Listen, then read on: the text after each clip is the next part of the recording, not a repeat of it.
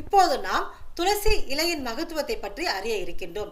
ஹனுமாருக்கு துளசி இலையை அணிவித்தால் நீங்கள் நினைத்தது நடக்கும். ஹனுமாரின் மனமும் குளிர்ச்சி அடையும். அது எப்படின்னு சொல்றேன் கேளுங்க. ஒரு நாள் சீதா தேவி ஹனுமானுக்கு விருந்து படைக்கணும்னு ஆசைப்பட்டாங்க. ஏன்னா சீதைக்காக எவ்வளவோ ஹனுமார் கஷ்டப்பட்டார் இல்லையா? அதனால ஒருவேளை உணவாவது ஹனுமானுக்கு தர வேண்டும் என்று ஆசைப்பட்டாங்க சீதா தேவி. அதனால் ஹனுமானிடம் சென்று, உங்களுக்கு நான் விருந்து படைக்க வேண்டும், நீங்கள் வந்து உணவு அருந்த வேண்டும்னு கேட்டாங்க. ஹனுமாரும் மகிழ்ச்சியோடு சீதை தரும் உணவை சாப்பிட ஆரம்பித்தாங்க. இலையில் சீதை உணவு பரிமாற ஹனுமான் சாப்பிட்டு கொண்டே இருந்தாங்க. ஒரு கட்டத்துல உணவு எல்லாமே தீர்ந்து போச்சுங்க. சீதைக்கு என்ன செய்யறதுன்னு தெரியல. ஏன்னா 100 பேர் சாப்பிடுற அளவுக்கு தயாரித்த உணவை ஹனுமானே சாப்பிட்டு கொண்டு இருக்கிறார். இது சீதை சற்றும் எதிர்பார்க்காமல், என்ன செய்வது, உணவு எல்லாம் தீர்ந்து விட்டதே, ஹனுமானிடம் சொன்னால் அவர் என்ன நினைப்பார் என்று மிகவும் வருத்தத்தில் இருந்தாங்க. அந்த நேரத்துல லட்சுமணன் வந்தாரு. என்ன அண்ணி, என்ன அமைதியா இருக்கீங்க அப்படின்னு கேட்டாங்க.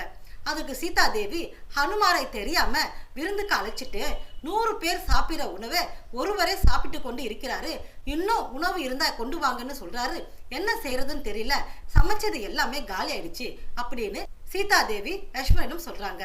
லட்சுமணன் சிரித்து கொண்டே, நீங்கள் ஒரு துளசி இலையை கொண்டு வாங்கன்னு சொன்னாங்க. உடனே சீதையும் ஒரு துளசி இலையை லட்சுமணனிடம் கொடுத்தாங்க. லட்சுமணன் அந்த துளசி இலையை வாங்கி கொண்டு ஸ்ரீராமஜெயம் என்று எழுதி ஹனுமான் இலையில் வைத்தாரு.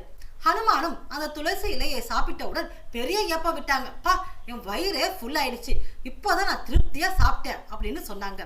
இதை கேட்ட சீதா தேவிக்கு ரொம்ப ஆச்சரியமா இருந்தது. இவ்வளவு நேரம் உணவு போட சாப்பிட்டு கொண்டே இருந்த ஹனுமான் ஒரே ஒரு துளசி இலையை சாப்பிட்டவுடன் என் வயிறு ஃபுல் ஆயிடுச்சு, இனிமேல சாப்பிட முடியாதுன்னு சொல்றாரு எப்படின்னு ஆச்சரியமா கேட்டாங்க லட்சுமணனிடம். அதுக்கு லட்சுமணன் என்ன தெரியுமா சொன்னாரு? ஸ்ரீராமருக்கு மிகவும் பிடித்தது துளசி இலை. அந்த துளசி இலையில் ஸ்ரீராமஜெயம் என்று எழுதி ஹனுமானிடம் கொடுத்தவுடன் ஹனுமான் அதை சாப்பிட்டார். அவர் சாப்பிட்டவுடன் அவர் மனம் திருப்தி அடைந்தது. மனம் திருப்தி அடைந்தால்தான் வயிறும் திருப்தி அடையும் என்று ஸ்ரீ லட்சுமண சீதையிடம் சொன்னாங்க. ஆமாங்க, ஹனுமாருக்கு துளசி இலை ரொம்பவே பிடிக்கும்.